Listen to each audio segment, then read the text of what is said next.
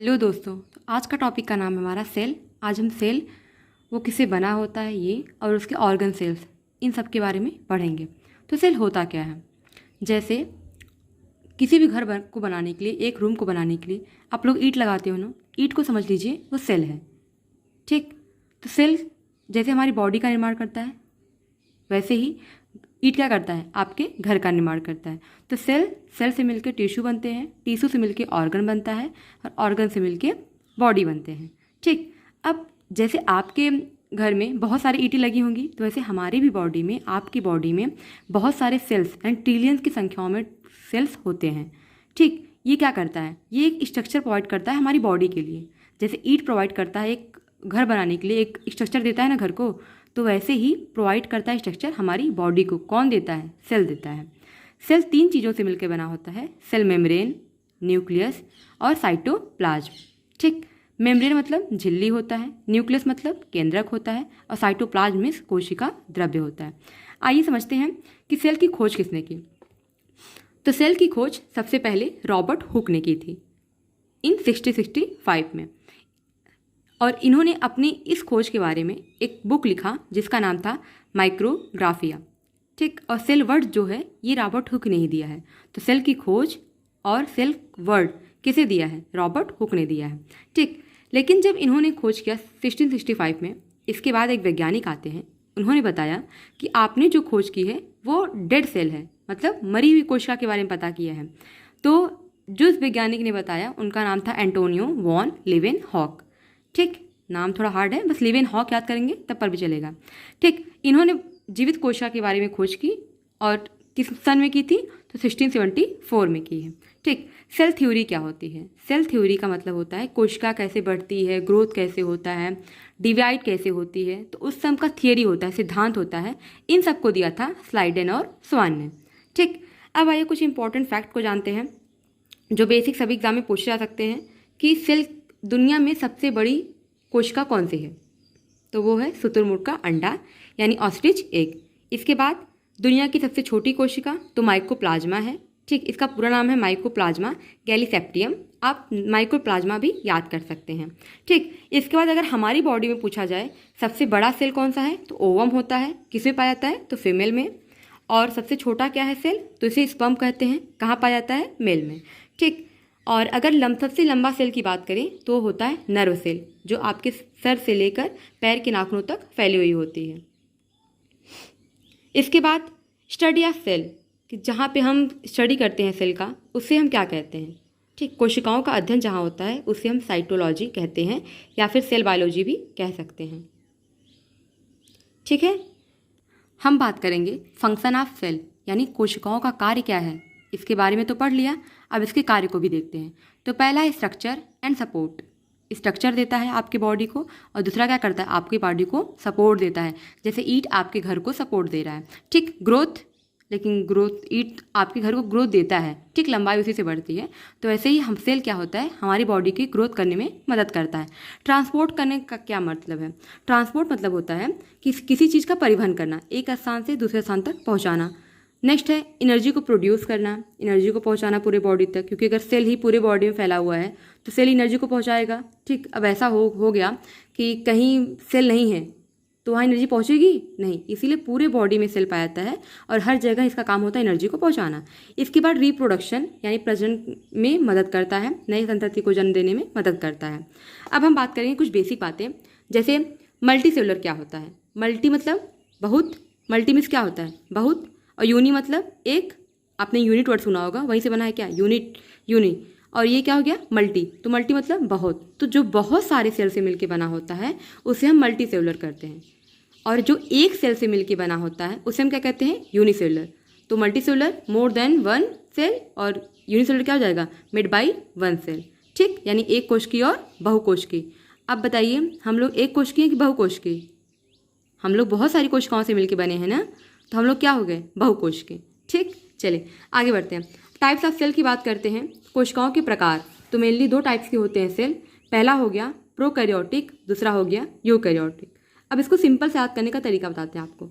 यहाँ पे आपको यू वर्ड दिख रहा है, तो यू हमने किसके लिए यूज करते हैं? तुम मतलब आपस के लिए, तो अब बताइए हमारे सेल में न्यूक्लियस पाया जाता है ना, कि अभी हमने बताया ना कि सेल किन किन चीज़ों से मिलकर बना होता है, न्यूक्लियस, सेल मेम्ब्रेन और साइटोप्लाज्म। तो हमारे अंदर क्या पाया जाएगा, न्यूक्लियस पाया जाएगा। ध्यान रखिएगा, यू मतलब तुम, और हम लोगों में क्या पाया जाता है, न्यूक्लियस पाया जाता है। और हम लोग मतलब हम लोग तो मल्टीसेलुलर हैं ही, पर इसमें कुछ ऐसे जीव भी आते हैं जो क्या होते हैं, सिंगल होते हैं। तो यूकैरियोटिक न्यूक्लियस होता है इसमें, और ये सिंगल भी हो सकता है और मल्टीसेलुलर भी हो सकता है। वहीं पे जो प्रोकैरियोटिक होता है इसमें न्यूक्लियस नहीं पाया जाता है, ठीक है, न्यूक्लियस यानी केंद्रक नहीं पाया जाता है, और यह सिंगल सेल से मिलकर बना होता है, इसीलिए इसका नाम क्या है, प्रोकैरियोटिक। उधर क्या है, यूकैरियोटिक। चले ठीक, आगे हम बात करते हैं सेल मेम्ब्रेन की। हमने 3 पार्ट्स पढ़े थे कि जिससे सेल मिलकर बना होता है, उसमें हम पहला पढ़ेंगे सेल मेम्ब्रेन के बारे में। जैसा आप समझ रहे हैं, आप मेम्ब्रेन मतलब क्या होता है, मेम्ब्रेन मीन्स होता है झिल्ली। अब बताइए झिल्ली का काम क्या होता है। जैसे आपने कोई सामान झिल्ली में रखा है, पॉलिथीन में रखा है, तो क्या करता है, वह बाहर की इन्वायरमेंट से आपके जो सामान है उसकी रक्षा करता है ना, ठीक है। तो वही क्या है, वो हो गया सेल मेम्ब्रेन, ठीक है। अब क्या करता है, इसका एक और भी नाम है जिसे हम प्लाज्मा मेम्ब्रेन के नाम से भी जानते हैं। तो आप सेल मेम्ब्रेन कह लीजिए चाहे प्लाज्मा मेम्ब्रेन कह लीजिए। क्या है, जैसे आपके सामान के बाहर की जो झिल्ली होती है, आउटर लेयर होती है, तो वैसे कोशिका के बाहर की जो झिल्ली होती है उसे हम कोशिका झिल्ली या फिर सेल मेम्ब्रेन कहते हैं। अब यहाँ पे सेमी पेब्रेबलम लिखा है। अब इसका क्या मतलब होता है, इसका मतलब होता है कि कुछ पदार्थों को, जैसे मान लीजिए ये सेल हो गया, ये उसके बाहर की झिल्ली हो गई, तो ये सेमी है। सेमी मतलब आधा, मतलब कुछ चीज़ों को ये अंदर जाने देता है और कुछ चीज़ों को अंदर बाहर से अंदर आने देता है, ठीक। तो अंदर से बाहर, बाहर से अंदर, कुछ ही चीज़ों को अंदर बाहर करने की इजाज़त देता है, इसीलिए सेमी है। हर पूरी चीज़ नहीं जा सकती है, ठीक है, इसलिए इसका नाम क्या है, सेमी परमिएबल है। तीसरी चीज़, separate the interior of the cell from the outer side environment. वही बताया मैंने कि जो अंदर का जो इंटीरियर मतलब क्या होता है, अंदर का, जैसे आप बोलते हैं इंटीरियर, घर का जो इंटीरियर है वो अच्छा होना चाहिए, तो अंदर का इंटीरियर क्या है, अंदर का इंटीरियर क्या है, सेल है। और यह क्या करता है, बाहरी इन्वायरमेंट से जो बाहर चीज़ें हैं उससे क्या करता है, इसको रक्षा करता है या सेपरेट करके रखता है। सेपरेट मीन्स अलग करके रखना होता है, ठीक है। तो सेल मेम्ब्रेन जो होता है, सेल को, ये सेल हो गया, ये सेल मेम्ब्रेन हो गया, तो बाहरी इन्वायरमेंट से क्या किया है, इसको अलग करके रखा हुआ है, बचा के रखा हुआ है। अब इसका काम क्या होता है, तो ट्रांसपोर्ट ऑफ मटेरियल, अभी बताया कि कुछ चीज़ों को अंदर बाहर जाने की इजाज़त देता है, इंटर एंड एग्जिट, बाहर और अंदर। इसके बाद both in plant and animal cell, तो भाई रक्षा, कोशिका की रक्षा करने के लिए सेल मेम्ब्रेन चाहिए, चाहे वो प्लांट्स हो चाहे वो एनिमल हो, ठीक। अब हम देखेंगे कोशिका का सबसे इम्पॉर्टेंट टॉपिक जिसका नाम है न्यूक्लियस, जिसे हम कहते हैं केंद्रक, जिसे क्या कहते हैं, केंद्रक, ठीक। अब इसका नाम क्या है, देख केंद्रक यानी बीच में, तो कोशिका के, ये कोशिका हो गई, इसके बीच में जो रहता है उसे हम क्या कहते हैं, न्यूक्लियस यानी केंद्रक। अब यहाँ पे लिखा है ब्रेन ऑफ द सेल, इसका मतलब समझ रहे हैं कि कोशिका का मस्तिष्क किसे कहते हैं, केंद्रक को कहते हैं। अब क्यों कहते हैं, जैसे आपकी बॉडी को ब्रेन जो होता है वो आपको रेगुलेट करता है, आपको कब पढ़ना है, क्या चीज़ करनी है, क्या क्या नहीं करनी है, वो आपको ब्रेन बताता है, ठीक, मस्तिष्क बताता है। तो ऐसे कोशिकाओं की हर चीज़ को, हर एक्टिविटी को रेगुलेट करना, कंट्रोल करना कि नहीं भाई ये नहीं करना, ये नहीं करना है, ठीक, यहाँ नहीं जाना है, वहाँ नहीं जाना है, ठीक। तो ये सब कौन बताता है, ये बताता है न्यूक्लियस, ठीक है। देखिए, कंट्रोल एंड रेगुलेट, कंट्रोल भी करता है और रेगुलेट भी करता है। रेगुलेट मतलब बताता है कि कहाँ क्या करना है, क्या क्या नहीं करना है। इसके बाद इसमें जीन होते हैं। हेरिडिटी का मतलब होता है कि माता पिता से जो लक्षण होते हैं बच्चों में ट्रांसफ़र करना या संतति में ट्रांसफ़र करना होता है, ठीक। इनमें क्रोमोसोम पाए जाते हैं जो एच आकार के होते हैं, जैसे हमने ये न्यूक्लियस बना दिया, ठीक। इंदर इसके अंदर क्या है, ये क्रोमोसोम्स हैं, ठीक है, क्या है, क्रोमोसोम्स हैं, ठीक। अब हमारा क्या है, इसके बाहर लिखा है कि जो न्यूक्लियस होता है इसको भी रक्षा करने की आवश्यकता पड़ती है, तो इसकी रक्षा कौन करता है, इसकी रक्षा करता है न्यूक्लियर मेम्ब्रेन। कौन करेगा, न्यूक्लियर मेम्ब्रेन, जिसे डबल लेयर रहता है, मतलब न्यूक्लियस के बाहर जो मेम्ब्रेन होता है वो क्या होता है, डबल लेयर में लगा होता है, इसे हम न्यूक्लियर मेम्ब्रेन कहते हैं, ठीक। इसके बाद आता है सेल डिवीज़न का, तो इस पर मैंने टॉपिक पे वीडियो बनाया हो, आप देख सकते हैं। तो न्यूक्लियस का हमें सेल डिवीज़न से क्या मतलब होता है, मतलब ये होता है कि जब भी किसी कोशिका को, जब केंद्रक को, कोशिका को रेगुलेट करने में, कंट्रोल करने में दिक्कत आती है, तो यह केंद्रक को बढ़ाकर 2 भागों में बढ़ जाता है, यानी कोशिका क्या होती है, 2 भागों में बढ़ जाती है। तो न्यूक्लियस सेल डिवीज़न के कार्य में भी मदद करता है। इसके बाद ये किसको किसको स्टोर करके रखता है, तो डीएनए और आरएनए। डीएनए का फुल फॉर्म होता है deoxy ribo nucleic acid, RNA का फुल फॉर्म होता है राइबो न्यूक्लिक एसिड। ठीक, तो इसको स्टोर करके कौन रखता है? न्यूक्लियस रखता है। इसकी खोज किसने की है? तो रॉबर्ट ब्राउन, नाम याद रखिएगा, किसने की है? रॉबर्ट ब्राउन ने। ठीक, अब बात करते हैं न्यूक्लियर मेम्ब्रेन की। आपने भी देखा कि ये देखिए क्रोमोसोम बना हुआ है, ये डबल लेयर बना हुआ है न्यूक्लियस के बाहर। ठीक, यहाँ पे जो कोशिका के अंदर जो लिक्विड भरा होता है जेली टाइप का, इसे हम कहते हैं साइटोप्लाज्म। ये हो गया क्रोमोसोम, हिंदी में क्या हो गया? गुणसूत्र। ठीक, अब क्रोमोसोम, ये देखिए क्या लिखा है, separate the chromosome from cytoplasm. यहाँ पे क्रोमोसोम हो गया, यहाँ पे साइटोप्लाज्म हो गया, तो इसको सेपरेट करके कौन रखा है? बीच में बाधा कौन बना है? ठीक, बीच में बाधा बना है यानी पनौती कौन बना है? Nuclear membrane. तो क्रोमोसोम और साइटोप्लाज्म के बीच में पनौती का नाम क्या है? Nuclear membrane. ठीक, अब न्यूक्लियर मेम्ब्रेन में भी क्या पाए जाते हैं? पोर्स यानी छिद्र पाए जाते हैं, होल यानी छिद्र भी पाए जाते हैं, जो क्या करते हैं? सर्टेन मटेरियल को ट्रांसपोर्ट करने की इजाज़त देते हैं, यानी कुछ को अंदर जाना है, कुछ को अंदर नहीं जाने देना है, बॉडी गार्ड है।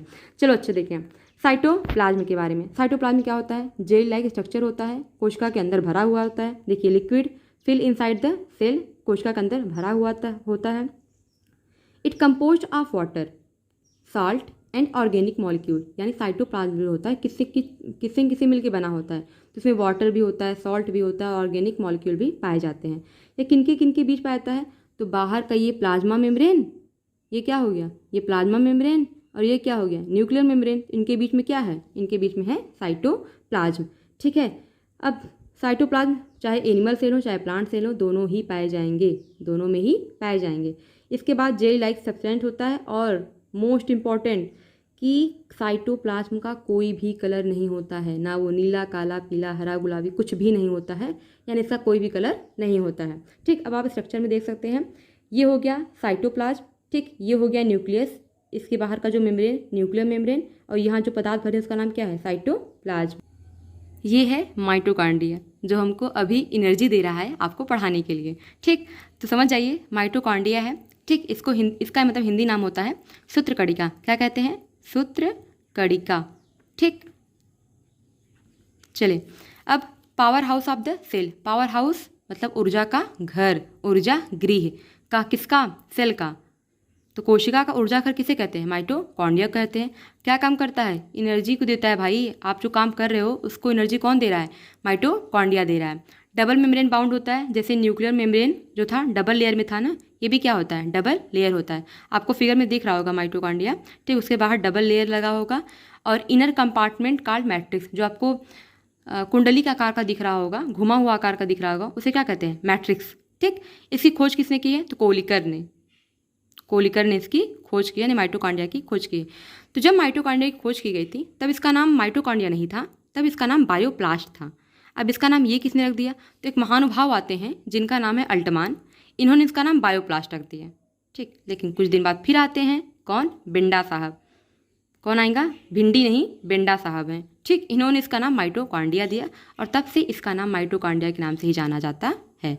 ठीक, अब काम क्या करता है? एनर्जी को स्टोर करता है, किस फॉर्म में? एटीपी के फॉर्म में। एटीपी के स्मॉल मॉलिक्यूल होता है जिसमें एनर्जी स्टोर रहती है। जब जब आपको ज़रूरत पड़ती है तो एटीपी निकाल के देता है, ले भैया ले ले। ठीक, अब इसका फुल फॉर्म क्या होता है? तो एडिनोसिन ट्राईफॉस्फेट, फिर से एडिनोसिन ट्राईफॉस्फेट, और शॉर्ट कट में क्या है? एटीपी। ठीक, अब देखते हैं इंडोप्लाज्मिक रेटिकुलम, जिसे हम शॉर्टकट में ईआर भी कह सकते हैं, हिंदी में इसे कहते हैं अंतःद्रव्यी जालिका। ठीक, अब कहाँ आपको जैसे फिगर में दिख रहा होगा कि न्यूक्लियस के पास में लगा होगा इंडोप्लाज्मिक रेटिकुलम, जो कुंडलीनुमा दिख रहा होगा आपको। ठीक, कहाँ पाया जा रहा है? दिख रहा है ना, साइटोप्लाज्म में पाया जा रहा है। ठीक, इसकी खोज की है के.आर. पोर्टर ने। ये क्या काम करता है? ये भी ट्रांसपोर्टेशन का काम करता है, कि कोशिकाओं में के अंदर कुछ मटेरियल को जाने आने देने का काम कौन करता है? Endoplasmic reticulum. क्या काम करता है भाई? प्रोटीन का संश्लेषण करता है। कौन करता है? Endoplasmic reticulum. तो प्रोटीन के संश्लेषण में ये दो प्रकार के हो जाते हैं, एक हो गया हमारा स्मूथ इंडोप्लाज्मिक रेटिकुलम, एक हो गया रफ इंडोप्लाज्मिक रेटिकुलम। अब आपको बताना है कि अगर ये कोई सरफेस है, ये क्या है? कोई सरफेस है, और हमने यहाँ पर एक वस्तु रख दी, तो अब आप बताओ यह जो सरफेस था यह खुरदुरा यानी रफ हो गया कि स्मूथ होगा? ठीक, अगर आपके पास दिमाग है तो आप बोलोगे रफ होगा, अगर नहीं है तो बोलोगे स्मूथ होगा। ठीक है, मजाक कर रहे थे। अगर किसी भी सतह पर कोई चीज़ रखी जाती है तो वो रफ हो जाती है, और अगर वो ये चीज़ हटा दी जाए तो स्मूथ हो जाती है। तो वही सेम प्रोसेस यहाँ काम करता है कि राइबोसोम एक पदार्थ होता है, अभी उसको आगे डिस्कस करेंगे। अभी बस आप इतना याद रखिए कि राइबोसोम एक पदार्थ होता है जब वह इंडोप्लाज्मिक रेटिकुलम, जैसे मान लीजिए इंडोप्लाज्मिक रेटिकुलम हो गया और इसकी सतह पर यह पाया जाएगा, तब यह रफ कहलाएगा, रफ इंडोप्लाज्मिक रेटिकुलम, जिसे शॉर्टकट में RER कहते हैं। और अगर नहीं पाया गया तो इसे कहेंगे स्मूथ इंडोप्लाज्मिक रेटिकुलम। ये सरफेस हो गया, यहाँ पे कुछ भी चीज़ नहीं पाया गया तो क्या कहलाएगा, स्मूथ इंडोप्लाज्मिक रेटिकुलम, यानी नो राइबोसोम। और यहाँ क्या आ जाएगा, S राइबोसोम। ठीक, अब हम बात करते हैं प्लास्टिड की, जो आप सब में नहीं पाया जाता, क्योंकि आप खुद को देख लीजिए, क्या आप हरे कलर के दिख रहे हैं, नहीं ना, इसीलिए आप सब में नहीं पाया जाता। यह सिर्फ प्लांट सेल में ही पाया जाता है। कैसा है, तो लार्ज होता है, मतलब लार्ज झिल्ली है इसकी, लंबी झिल्ली होती है, बाउंड ऑर्गन सेल है, मतलब झिल्ली नुमा ऑर्गन सेल है ये। इसमें एक पिगमेंट पाया जाता है जिसका नाम होता है क्लोरोफिल। अब क्लोरोफिल का काम क्या है, क्लोरोफिल का काम है पौधों को हरा भरा रखना। ठीक, किसमें पाया जाता है, तो प्लांट सेल में पाया जाता है, ओनली इन प्लांट सेल, याद रखिएगा। अब आपको जो प्रोटीन देता है उस भगवान का नाम है राइबोसोम। ठीक, और इस भगवान के पास जाने के लिए आपको जाना पड़ेगा पैदल। ये है भगवान का घर, ठीक है, ये भगवान का घर है और यहाँ भगवान बैठे हैं। इन भगवान का नाम है राइबोसोम, और ये जो घर में रह रहे हैं इस घर को कहते हैं प्रोटीन की फैक्ट्री। और आपको कैसे जाना है, आपको जाना है पैदल। कहानी समझ में आई, एक घर है, मतलब मंदिर है, जिसका नाम है प्रोटीन की फैक्ट्री, मतलब फैक्ट्री ऑफ प्रोटीन हो गया, और जो अंदर भगवान है उनका नाम राइबोसोम हो गया। और जो यहाँ पे चल कर आएंगे हम लोग की तरह मन्नत मांगने, वो क्या हो गया, पैदल आएंगे। तो वही सेम चीज़ आपको कहानी याद रखनी है। अब राइबोसोम की खोज किसने की है, तो पैलेड ने की है, पैदल पैलेड। ठीक, खोज किसने की है, पैलेड ने की है। फैक्ट्री ऑफ प्रोटीन क्यों कहते हैं, भाई किसी चीज़ की फैक्ट्री है, यानी जैसे मान लीजिए कपड़े की फैक्ट्री है तो उसमें कपड़ों की संख्या ज़्यादा होगी ना, तो वैसे इसे हम प्रोटीन की फैक्ट्री कहते हैं। तो यानी इसमें प्रोटीन की संख्या ज़्यादा होती है, प्रोटीन का निर्माण यही करने वाला है।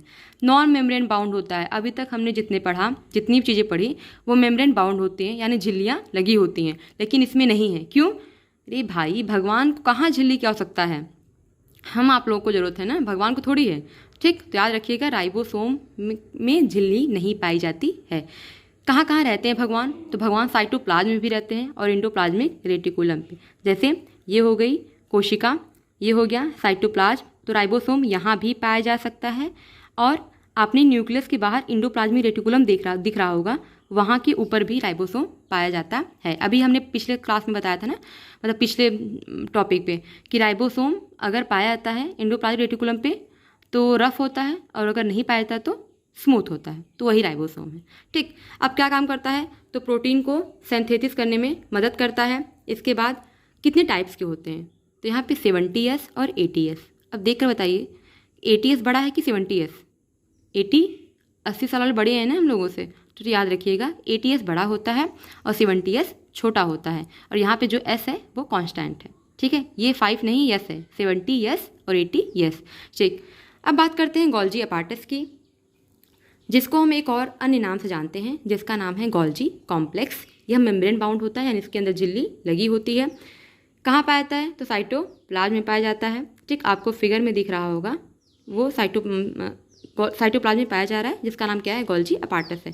तो अपने नाम पे ही नाम अपना आगे बढ़ाने के लिए इन्होंने इसका नाम क्या रख दिया, गोल्जी अपार्टस। और जिन्होंने इसकी खोज की है उसका नाम है कैमिलो गोल्जी। क्या नाम है, कैमिलो गोल्जी। किसकी खोज की, गोल्जी अपार्टस की। ठीक, अब क्या काम करते हैं भाई अपार्टस साहब, तो काम करते हैं ट्रांसपोर्ट करने का, मॉडिफाई करने का और पैकेजिंग किसका, प्रोटीन का। किसका करेंगे, प्रोटीन को। ठीक, प्रोटीन को ट्रांसपोर्ट करेंगे, उसको मॉडिफाई करेंगे, उसको पैकेट बना के रखेंगे। कौन रखेंगे, गोल्जी अपार्टस।